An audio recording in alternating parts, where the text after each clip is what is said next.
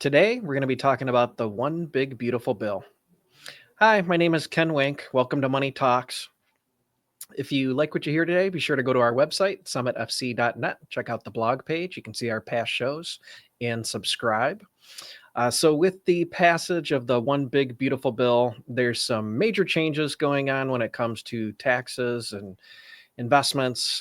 This legislation is going to permanently expand a bunch of the provisions that were implemented in 2017 in the Tax Cuts and Jobs Act.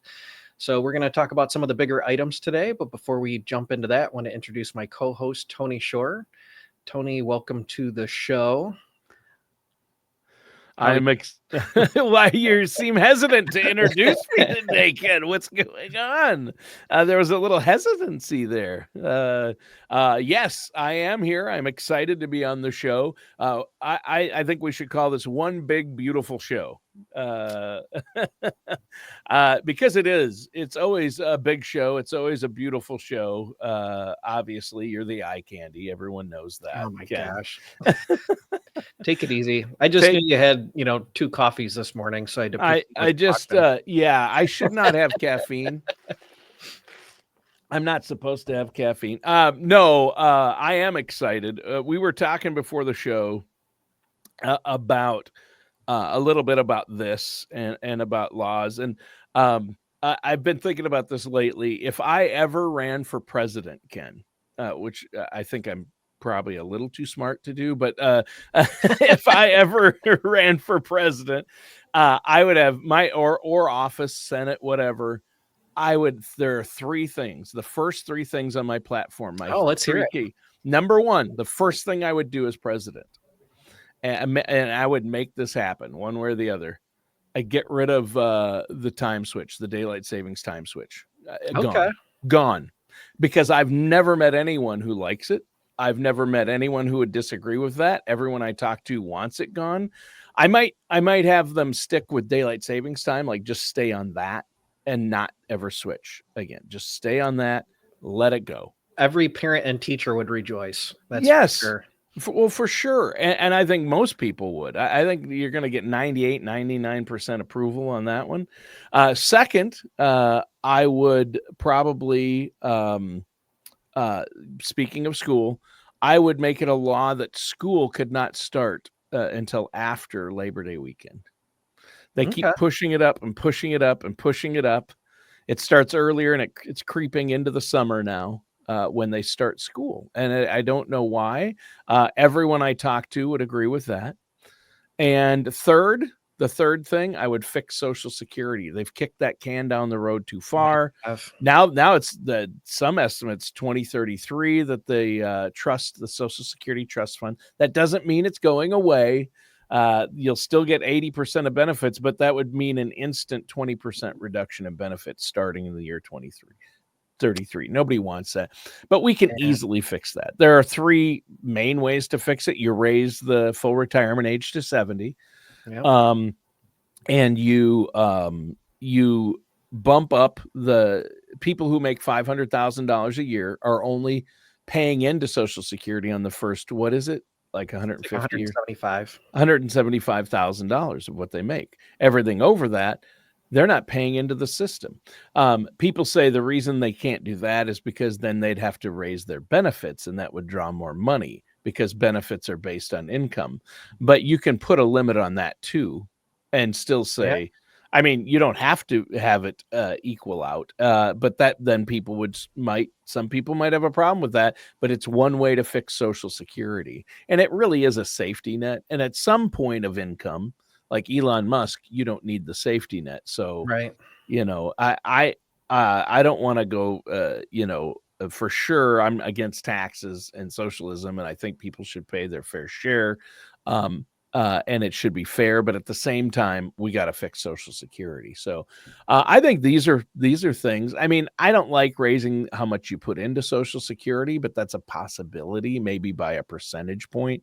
But I think with adjusting those 3 things a little bit would not have a big impact, but yet would fix it.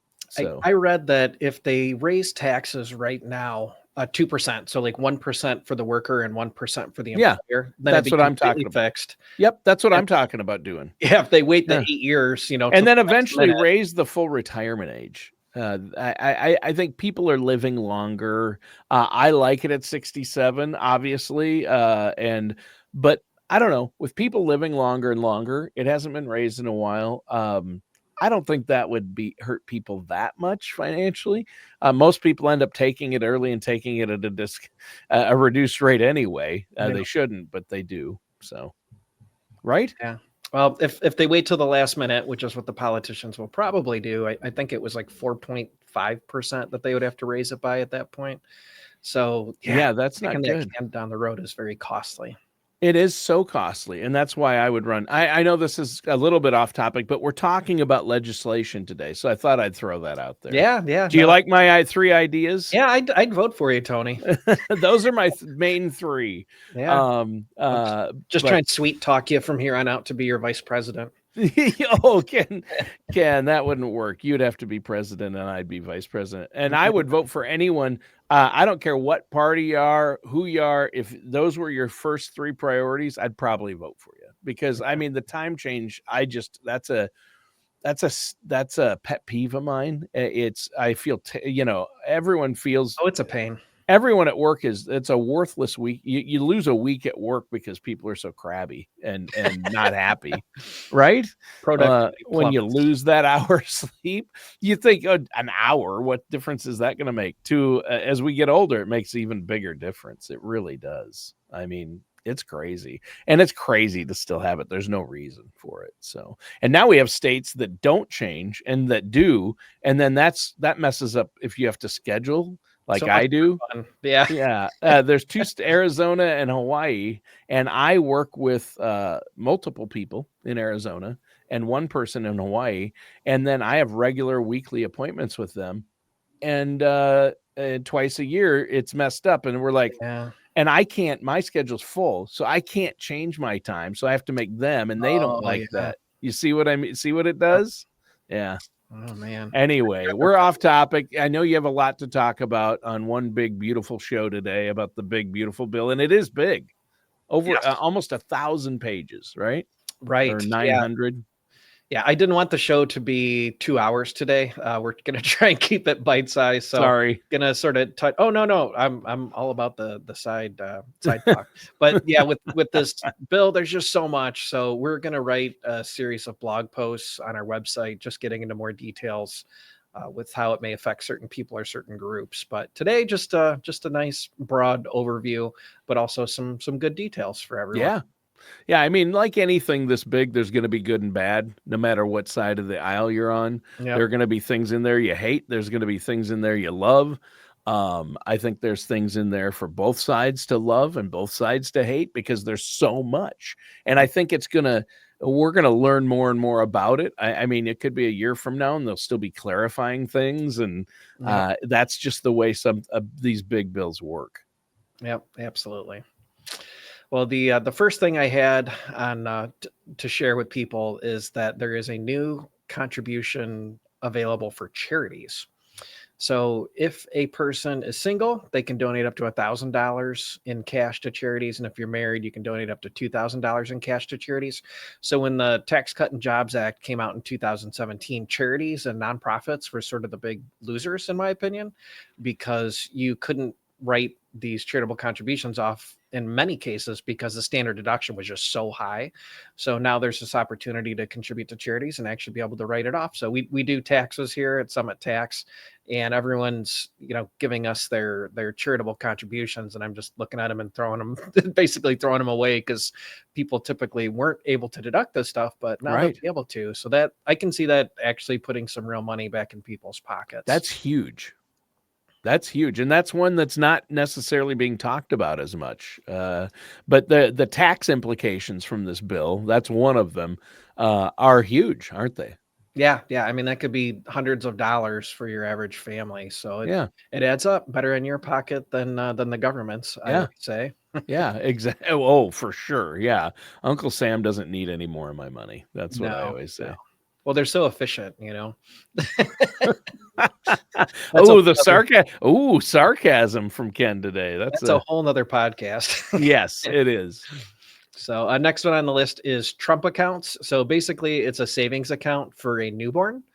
And basically, you sign up for it, and the government's going to chip in $1,000 towards the account. And then parents and family can contribute up to $5,000 per year. What we know so far is that it is going to be an IRA, so it can sort of help jumpstart this kiddo's retirement account. As soon as they're available through our primary custodian, Charles Schwab, we'll let everybody know. But a big shocker here, Tony, is that we actually hate these things. Oh, really? Yeah. So getting the $1,000 from the government is great. It's free money. Everybody that has a newborn should absolutely do it. But when it comes to family and grandparents, I've had a lot of people reach out and say, "Oh my gosh, I want to do this." And the way that it looks right now, and this is one of those things that may be up for interpretation, it doesn't look like the people that contribute into these accounts can write it off on their taxes. So it's not a tax-free contribution. No. And can the money come out tax-free? That's my question. Yeah, under our understanding right now is that it's going to come out taxable. So you're putting after-tax money into a pre-tax investment, and then the kid will eventually have to pay tax. Yeah, no, that's not right. I mean, that's not good. I'm not saying what you're saying isn't right. They need clarification on that, because that would be bad. That's like a double tax account. That's crazy. Exactly. Yeah. So we want to keep an eye on that one. So at this point, everybody, if you have a newborn in the family, absolutely have them open one of these accounts and get their free $1,000, and then just hold the line and we'll find out. Yeah, I would not contribute to it right away, because get the 1,000, get the account, get the 1,000. But you're right, and I saw it in a list, a couple places that where they broke out everything in the bill that will earn income for the government and everything that will cost.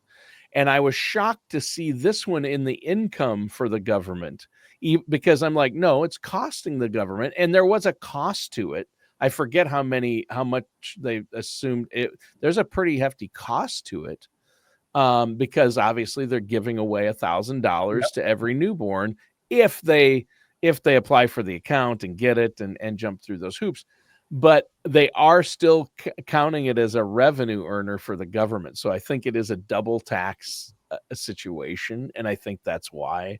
I think you might be right there, but we'll see how that washes out. Again, it's interesting that they come out with a bill and there's these laws, but there's gray areas. It's like, well, is this taxable? Is it not? We need clarification. Some of them, like that one, from the bill, from what I've seen, Ken, it's just one line. Like, there's no clarification with it. No, and I feel like, so we've got the parents and grandparents contributing, which would potentially be a double tax. And then they're just basically taking U.S. government money and then throwing it in the stock market. So I think what they're rationalizing is, okay, the stock market's going to go up faster than the interest that we're going to pay on the bonds.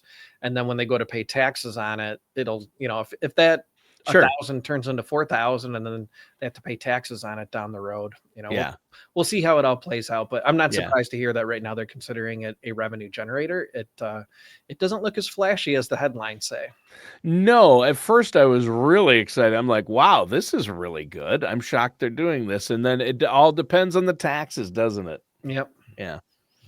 So next one on my list is just reiterating to everyone that Social Security is not tax-free. That was something that was being touted at one point.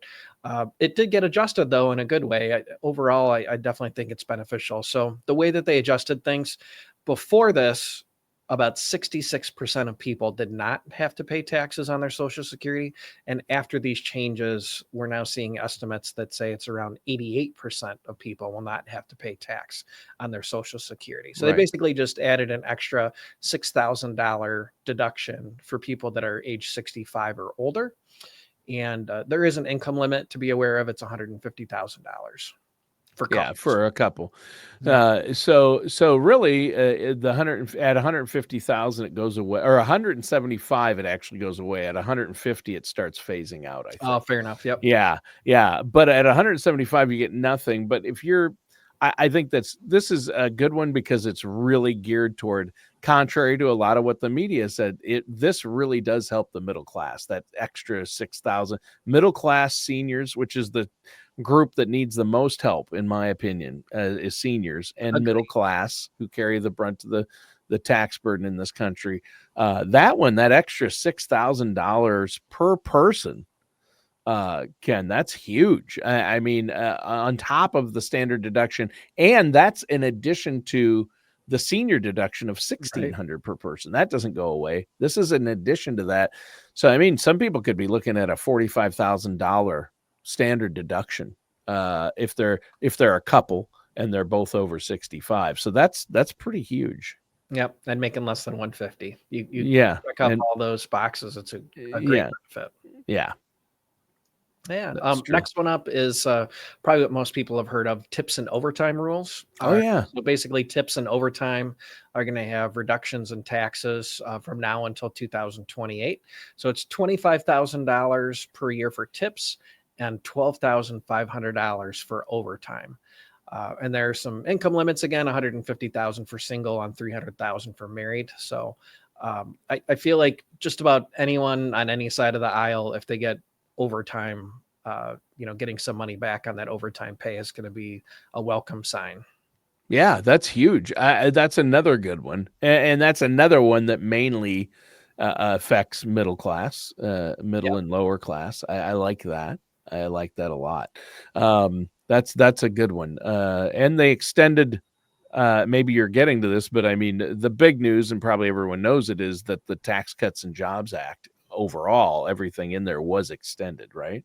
Right. Yeah. So basically, for middle class families and some high income earners, we're estimating at somewhere around $20,000 per year in tax savings for each family. Um, based upon everything being extended. So if it would have been repealed, it was set to sunset at the end of this year. So the fact that that's been extended, that does provide some pretty significant tax benefits. And that number I quoted is actually for the top 20% of Americans, but it does benefit, everybody to some degree up and down Sure. the tax schedule. Okay. So what else is in here that we need to know about, Ken? So the child tax credit is increasing by about 10%. It's going from 2,000 to 2,200. One of my favorite topics to talk about is just what's good for an economy. This is one of the things that we look at within our managed portfolios: is what countries look like they have a bright future and which countries maybe don't have such a bright future. And the common denominator is that when your population is growing, there's a good chance that your economy is also going to grow. So these types of incentives to basically have kids and have families, it helps you from a tax standpoint. I'd love to see something broader helping with the cost of childcare, because when you talk to middle class and especially lower income families, that's one of their largest concerns, is just trying to pay for all this childcare and early childhood education and childcare. Yep. There have been some great bills that have been proposed, but we just can't get enough people on both sides of the aisle to agree. But you're right. I think the future, it's like when you're looking for a town to move to and people complain, well, I don't want to, especially if you're younger. I mean, I get it for seniors, but we moved to the town we have, and do they have high property taxes and levies a lot? Yeah. But guess what? They have the best school system in the state. Yep. And that's why we moved there. And guess what? The town is doing really well. And those towns, the towns where they support the schools and support kids, and like you said, encourage families, anywhere where families are a priority, typically has a lot. It's a better place to live. Yeah. I agree with you. It's childcare is tough, as you know. It's expensive. I mean, it's like some childcare in some cities and situations is like college tuition. I mean, it's that expensive. It's crazy. Yeah.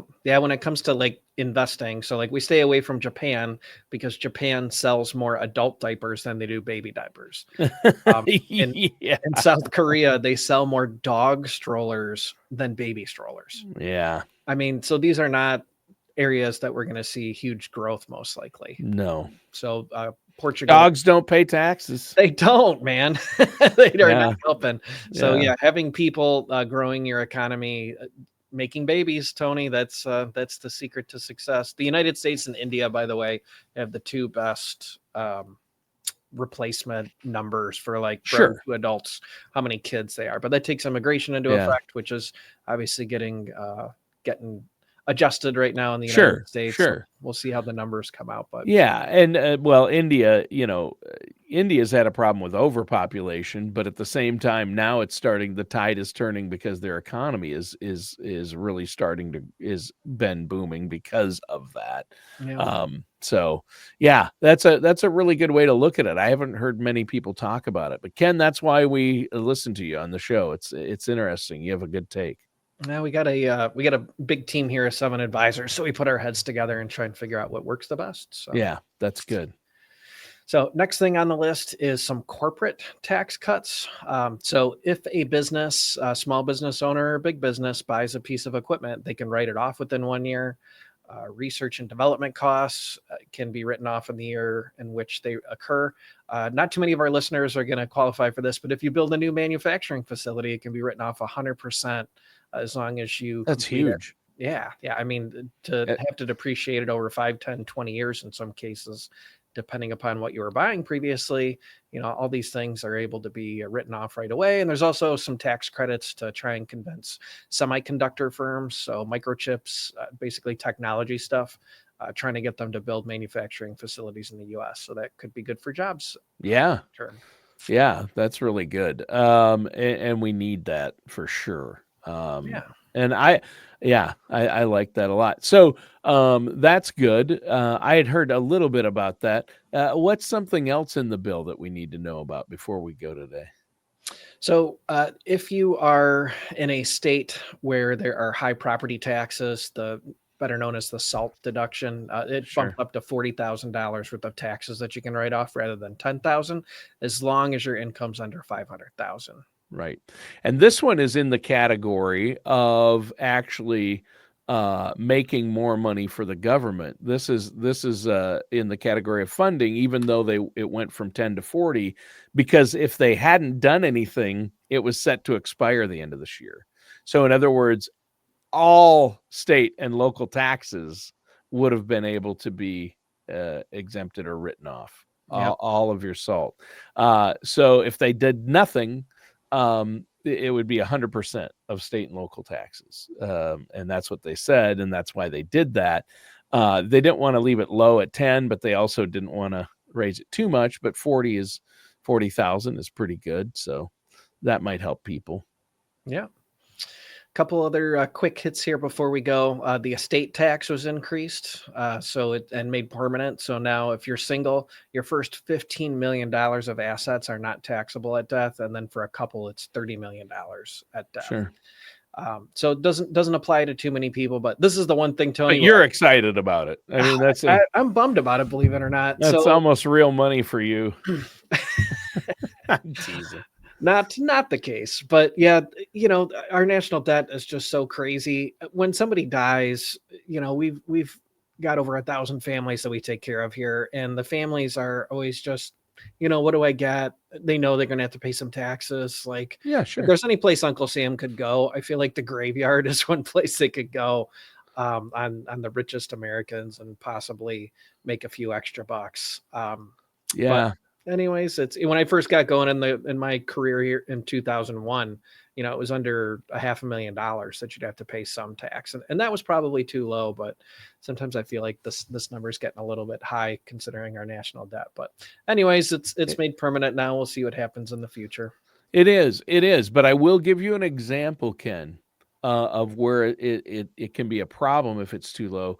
And that is, in Minnesota, my grandfather had a farm. That farm had been in the family since it was homesteaded. There was nothing there before the Shores farmed it. 1855, I believe, or 1860. Oh my gosh. Yeah. Holy cow. So the farm has been there. We found the original deed and yellowed and cracked, but my grandfather had the original deed. So he was raised on that farm. My dad was raised on that farm. I was raised on that farm because there's 2 houses. So the farm's been in the family.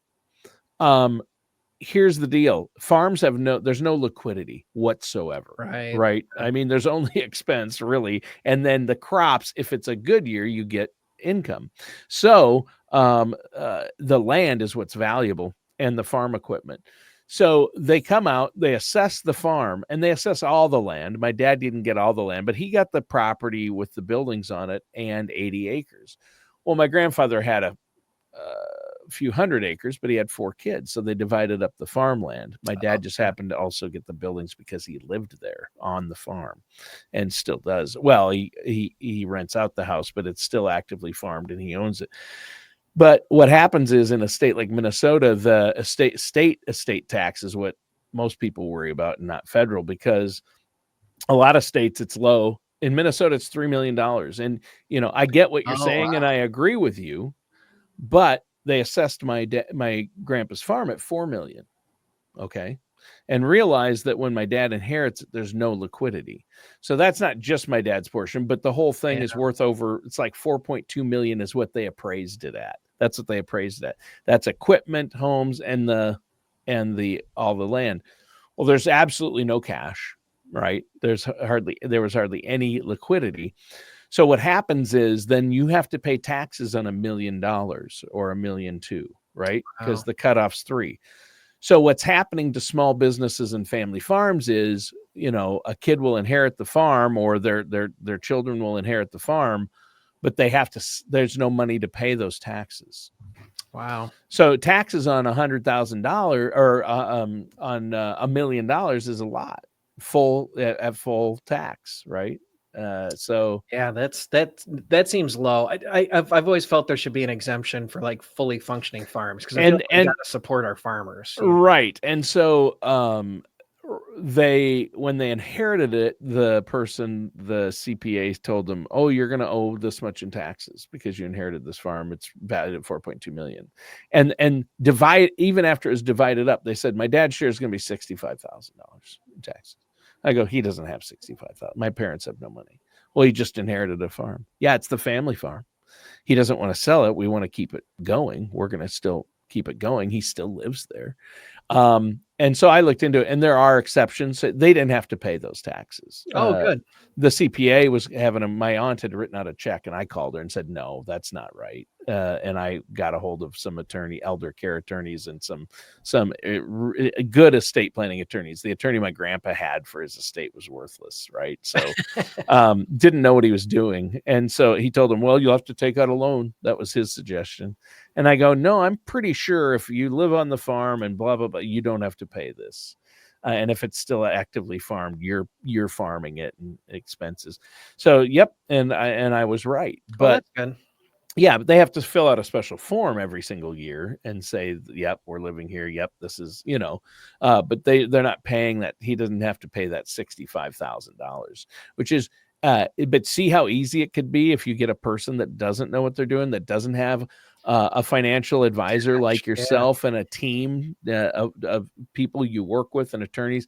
I mean, that's the difference right there. And our listeners need to understand that there are exceptions. I mean, the IRS tax code is so complex.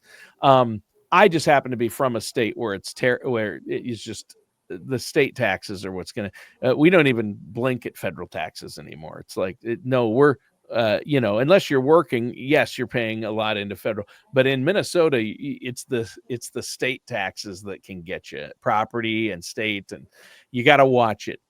You really have to know your stuff and get somebody who knows your state's laws. And I know you work with estate planning attorneys who know that your area's laws really well and have helped your clients avoid paying excessive taxes, or to help them minimize the tax burden, which is why we're talking about all this stuff in the big, beautiful bill, right?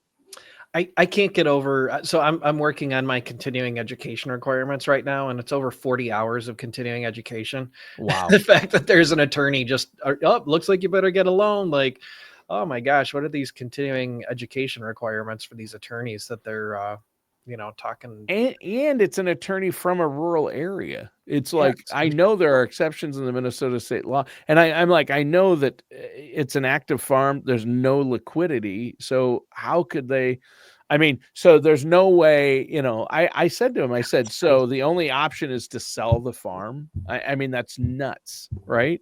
Yeah. That's crazy. The farm's been in our family forever. We don't want to sell it. So take out a loan. So I'm like, Wow. I think I'm going to get a second opinion on this one. Wow. Well, I happen to work for a company who heard I told the story, and the owners of the company said, you talk to our attorney. He knows what he's doing.